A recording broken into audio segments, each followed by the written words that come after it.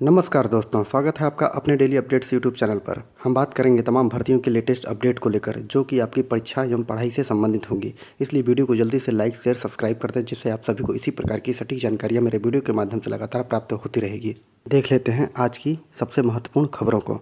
बात करते हैं आज की पहली खबर। बीएड संयुक्त प्रवेश परीक्षा 6 जुलाई को 75 जिलों में होगी। पहले दिन ही विश्वविद्यालय को मिले 10,000 से अधिक आवेदन। बीएड के विद्यार्थियों के लिए प्रवेश परीक्षा कार्यक्रम यहाँ पर दिया गया है, तो हम लोग देख लेते हैं कि बिना विलंब शुल्क के ऑनलाइन आवेदन की अंतिम तिथि क्या होगी। 15 मई होगी। विलंब शुल्क के साथ ऑनलाइन आवेदन की अंतिम तिथि जो दी गई है वो 16 मई से 20 मई तक दी गई है।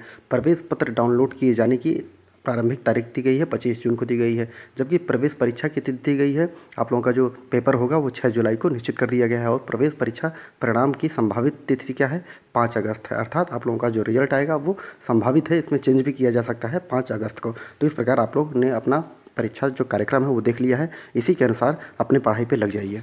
अगली खबर कोरोना से संबंधित है। रेड जोन में 9 राज्यों के 34 जिले शामिल कर लिए गए हैं। कोरोना एक दिन में बढ़े 90% मामले। यूपी के 7 जिलों में मास्क अनिवार्य कर दिया गया है। तो आप लोग देख सकते हैं कि लखनऊ, गौतम बुद्ध नगर, गाजियाबाद, हापुड़, मेरठ, बुलंदशहर एवं बागपत में सख्ती के निर्देश दे दिए गए हैं। देश में कोरोना संक्रमण फिर से बढ़ा। एक महीने के बाद 24 घंटे में रिकॉर्ड 2183 नए मामले सामने आए हैं। चिंताजनक है, देश में चौथी लहर की आहट अब आने वाली है। तो इसलिए आप लोग सतर्क रहिए, घर में अधिक से अधिक रहिए, बाहर मत निकलिए और बाहर निकलिए भी तो मास्क लगाकर निकलिए। और बहुत लोगों के संपर्क में बिल्कुल आने की ज़रूरत नहीं है। घर से जितना कम निकलेंगे कोरोना से उतना बचे रहेंगे। तो इसलिए ज़रूरी है घर में ही बने रहिए और वहीं से ही अपनी पढ़ाई और अपना काम करते रहिए। अगली खबर है दरोगा अभ्यर्थियों के लिए। अभ्यर्थियों का आज से होगा परीक्षण। तो यहाँ पर देख लेते हैं कि यूपी पुलिस की दरोगा भर्ती की पुलिस सहायक एवं उप निरीक्षक लिपिक एवं पुलिस सहायक उप निरीक्षक लेखा की सीधी भर्ती 2020-21 के लिए परीक्षण जो होगा वो 19 अप्रैल से शुरू हो रहा है। तो आप लोग देख लीजिए, 19 से 23 अप्रैल तक आप लोगों की परीक्षा होगी। प्रयागराज के अलावा प्रतापगढ़, कौशाम्बी, फतेहपुर, चित्रकूट के अभ्यर्थी इसमें शामिल होंगे। पुलिस लाइन में प्रवेश के द्वारा इन्हीं के द्वारा आप लोगों को प्रवेश मिलेगा। और परीक्षा नियोजन अधिकारी जो है प्रोटोकॉल ने बताया कि प्रथम चरण में शारीरिक परीक्षण एवं कागजातों का सत्यापन होगा और शारीरिक परीक्षण में वजन, लंबाई आदि की जांच की जाएगी और बायोमेट्रिक मशीन के द्वारा परीक्षण किया जाएगा। साथ ही कागजों की जांच भी की जाएगी। पुलिस लाइन में 305 अभ्यर्थी शामिल होंगे। तो अर्थात आप लोग देख लीजिए और आप लोगों का अगर नंबर आता है तो आप लोग जाइए और अपना परीक्षण दीजिए। अगली खबर है अभ्यर्थियों की नियुक्ति पर विचार करने का निर्देश दिया है हाईकोर्ट ने। हाईकोर्ट की पुलिस भर्ती को कांस्टेबल भर्ती 2015 में एक ओबीसी अभ्यर्थी की नियुक्ति पर 6 सप्ताह में विचार करने का निर्देश दिया है। यह आदेश न्यायमूर्ति सौरभ महोदय ने कांस्टेबल भर्ती 2015 के अभ्यर्थी इमरान खान की याचिका पर उसके अधिवक्ता सुनील यादव को सुनकर दिया है। अधिवक्ता सुनील यादव ने कोर्ट को बताया कि याची ने ओबीसी कैटेगरी में ऑनलाइन आवेदन किया था और कागज की जांच के दौरान उसे आरक्षण में समर्थन में निर्धारित अवधि के जाति प्रमाण पत्र के साथ 2 निवास प्रमाण पत्र प्रस्तुत किया था इत्यादि। तो देखते हैं कि आगे इनको नियुक्ति मिलती है कि नहीं मिलती है। यह हाईकोर्ट का मैटर है, हाईकोर्ट में पड़ा हुआ है याचिका। दरोगा भर्ती के अभ्यर्थी ध्यान दें, आप लोगों का जो है परीक्षण शुरू हो चुका है। अगली खबर है डीएलएड छात्रों को कराना होगा छूटे बच्चों का दाखिला, अर्थात प्रोजेक्ट वर्क में शामिल हुई जिम्मेदारी मिलेंगे अंक।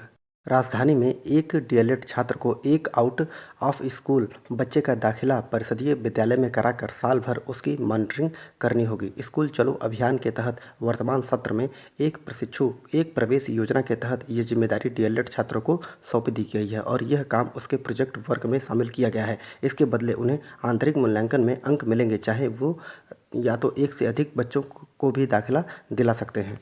अगली खबर है कट ऑफ से अधिक वालों के चयन को लिखी पाती। उत्तर प्रदेश सम्मिलित राज्य प्रवर अधीनस्थ सेवा अर्थात पीसीएस 2020 की प्री में कट ऑफ से अधिक अंक मिलने के बावजूद जो विद्यार्थी हैं उनको फेल कर दिया गया और गोरखपुर फैजाबाद क्षेत्र में एमएलसी और वित्तीय एवं प्रशासनिक विलंब समिति के अध्यक्ष देवेंद्र प्रताप सिंह ने इसे गंभीरता से लिया है। उन्होंने उत्तर प्रदेश लोक सेवा आयोग के अध्यक्ष संजय श्रीनेत को पत्र लिखकर दोनों छात्रों के चयन को कृत कार्रवाई से उन्हें और समिति को अवगत कराने को कहा है। और सोमवार को भेजे गए पत्र में उन्होंने कहा है कि आयोग की शुचिता, पवित्रता एवं पारदर्शिता सदैव से हमारी प्राथमिकता रही है और प्रदेश का प्रतिभाशाली युवा भी ऐसी ही अपेक्षा रखता है। पीसीएस 2020 में कट ऑफ से अधिक अंक पाने के अनारक्षित एवं ओबीसी अभ्यर्थियों का चयन नहीं किया गया है। आयोग अपनी गलती सुधारने के बजाय अभ्यर्थियों पर आवेदन फॉर्म ठीक से नहीं भरने का आरोप लगा रहा है। यह उचित नहीं है बल्कि अन्यायपूर्ण और अनुचित व्यवहार है। तो अब आयोग का यही काम होता है कि अगर उनसे गलती हो चुकी है तो अपनी गलती न मानकर विद्यार्थियों के ऊपर पूरी गलती थोप दी जाए। तो देखते हैं कि अगर इस पर जाँच बैठती है तो जाहिर सी बात है कि जो लोक सेवा आयोग है वो कोई दूध का धुला नहीं है, उसकी गलती जरूर इसमें निकाली जाएगी। महत्वपूर्ण बात यह है कि अब लोक सेवा आयोग अगर विद्यार्थियों को कट ऑफ से अंक जो पाए हुए हैं अधिक उनको पास भी करता है तो किस स्तर पे पास करेगा, उनको मेंस कब दिलाएगा, उनकी परीक्षा कब होगी, तो अब यहाँ पर लोक सेवा आयोग फंसा दिख रहा है। अगली खबर है राष्ट्रीय शिक्षा नीति 2020 के मिशन से रूबरू होंगे शिक्षक। राष्ट्रीय शिक्षा नीति 2020 मिशन से टीजीटी शिक्षक रूबरू होंगे। इसके लिए नई दिल्ली नगरपालिका परिषद ने अटल आदर्श विद्यालय एवं नवयुग विद्यालयों में 4 दिवसीय कार्यालय आरंभ कर दिया है। कार्यशाला का सोमवार को शुभारंभ हुआ और 4 दिवसीय कार्यशाला में 2 समूहों में 450 जो है शिक्षक शामिल होंगे। तो अब इम्पॉर्टेंट हो चुका है, आप लोग देख लीजिए, यहाँ पर साफ दिया गया है शिक्षकों ने जो है अपने शैक्षिक वीडियो अपलोड कर दिए हैं ताकि छात्रों को फ़ायदा मिल सके। उन्होंने ये भी उल्लेख किया है कि एनडीएमसी के 10वीं एवं 12वीं कक्षा के कुछ छात्रों को टैबलेट से ही पहले ही उपलब्ध करा दिया गया है। इन कक्षाओं में अन्य छात्रों के साथ साथ सभी जो है एनडीएमसी एवं नवयुग स्कूलों के शिक्षकों को भी टैबलेट उपलब्ध कराएंगे। तो आप लोग समझ लीजिए कि अब टीजीटी दिल्ली में अब ये जो राष्ट्रीय नई शिक्षा नीति है ये लागू हो चुकी है। अब सभी लोगों पर ये लागू होगा। अब धीरे धीरे यहाँ से दिल्ली से शुरुआत हुई और पूरे भारत में चाहे वो उत्तर प्रदेश हो, बिहार हो, चाहे हरियाणा हो, कहीं पे भी हो, सभी लोग इसे धीरे धीरे लागू करेंगे। तो आप लोगों के लिए अच्छा है कि अभी टीजीटी पीजीटी की भर्ती नहीं आई हुई है, आप लोग उसकी तैयारी करिए और नई शिक्षा नीति के तहत अगर आप लोग उसकी तैयारी करेंगे तो ये मान के चलिए कि आप लोग सिलेक्शन से पक्का बाहर होंगे, क्योंकि कंपटीशन बहुत ही टफ हो जाएगा उससे। अगली खबर, नगर निगम में 2000 पदों पर होगी भर्तियां। नगर विकास मंत्री ने दिए हैं इसके संकेत और कहा है कि सीमा का विस्तार हुआ है तो कर्मचारियों की भर्ती भी की जाएगी। नगर निगम की सीमा का विस्तार के बाद बड़े शहर दायरे में नागरिक सुविधाओं देने के लिए नई भर्तियां होंगी और नगर विकास मंत्री अरविंद शर्मा ने बताया है कि अमर उजाला से बात किया है। विशेष बातचीत में उन्होंने संकेत दिए हैं। उन्होंने कहा है कि शहर का दायरा बड़ा है तो उसे हिसाब से भर्तियां भी की जाएंगी। ऐसे में नगर निगम में सालों से खाली 2000 से अधिक पदों पर भर्तियां हो सकती हैं। नगर निगम में 60 साल पहले समूह ग एवं समूह घ के करीब 6000 पद स्वीकृत किए गए थे। इनमें से 2000 पद जो है सालों से खाली पड़े हैं। ऐसे में आउटसोर्सिंग एवं संविदा कर्मियों से काम चलाया जा रहा है। तो आप लोग देख सकते हैं कि संविदा कर्मियों एवं आउटसोर्सिंग लोग काम कर रहे हैं इत्यादि। इसको देखते हुए, सीमा का विस्तार देखते हुए, नागरिकों को अधिक सुविधा देखते हुए यहाँ पर जो अधिक से अधिक लोगों की भर्ती की जाएगी। यहाँ पर देख लीजिए 6000 पद स्वीकृत हुए थे 60 साल पहले नगर निगम में, अर्थात अब 15000 कर्मी आज भी आबादी के हिसाब से और चाहिए। तो फैक्ट फाइल देख लेते हैं। कुल स्वीकृत पद कितने हैं? 1656। खाली कितने हैं? 385। कुल स्वीकृत पद समूह के कितने हैं? 605। खाली कितने हैं? 100। तो इस प्रकार आप लोग देख लीजिए कि अधिक से अधिक नगर निगम से भर्तियां भी आने वाली हैं। अगली खबर है शिक्षक छात्रा अनुपात के पुनर्मूल्यांकन की मांग वाली जनहित याचिका को खारिज कर दिया गया है। इलाहाबाद हाईकोर्ट ने बेसिक शिक्षा विभाग द्वारा स्कूलों में शिक्षक छात्रा अनुपात के पुनर्मूल्यांकन की मांग करने वाली जनहित याचिका को खारिज कर दिया है। यह आदेश जो है न्यायमूर्ति राजेश बिंदल या न्यायमूर्ति जसप्रीत सिंह के खंडपीठ में दिया गया।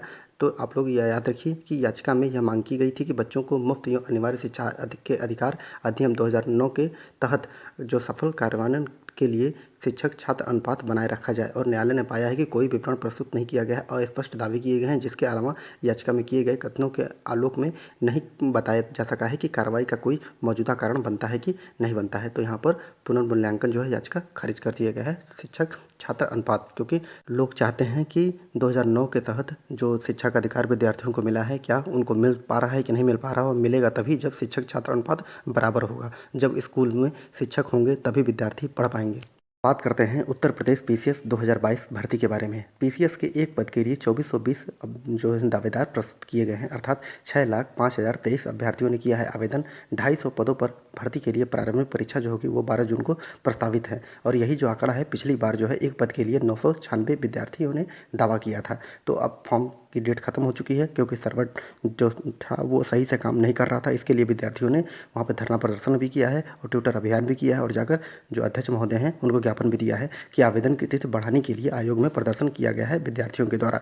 तो आयोग को जल्दी से जल्दी, क्योंकि इसमें विद्यार्थियों की कोई गलती नहीं है, विद्यार्थियों ने फॉर्म भरना भी चाहा तो सर्वर डाउन था और जिसके कारण उनका फॉर्म फिलअप नहीं हो चुका है, जिससे कि अब हजारों जो अभ्यर्थी हैं वो बाहर हो रहे हैं पीसीएस भर्ती 2022 की भर्ती से। तो यहाँ पर आयोग को चाहिए कि जल्दी से जल्दी 1-2 दिन का टाइम बढ़ाकर विद्यार्थियों के लिए पोर्टल को खोल दिया जाए, जिससे कि वो अपना आवेदन कर सकें। अगली खबर यूपी बोर्ड से संबंधित है। जैसा कि आप सभी को पता है कि यूपी बोर्ड की इंटर एवं हाई स्कूल की परीक्षाएं खत्म हो चुकी हैं। अब प्रैक्टिकल का इंतजार है। तो यूपी बोर्ड प्रैक्टिकल परीक्षा अब केंद्रों पर अर्थात प्रायोगिक परीक्षा भी अब कैमरे की नज़र में कराई जाएगी। तो महत्वपूर्ण ये हो गया है कि माध्यमिक शिक्षा परिषद की ओर से इंटरमीडिएट परीक्षा जो है 2022 की प्रयोगात्मक परीक्षाएं अब परीक्षा केंद्र पर ही होंगी। अब प्रयोगात्मक परीक्षा सामान्य रूप से परीक्षार्थियों के विद्यालय में ही होती थी। इंटर से पहले चरण की प्रयोगात्मक परीक्षाएं 20 अप्रैल से शुरू हो रही हैं। इन केंद्रों को प्रयोगात्मक परीक्षा की मान्यता नहीं है। वहाँ के परीक्षार्थियों को प्रैक्टिकल की परीक्षा के लिए नया केंद्र आवंटित किया गया है।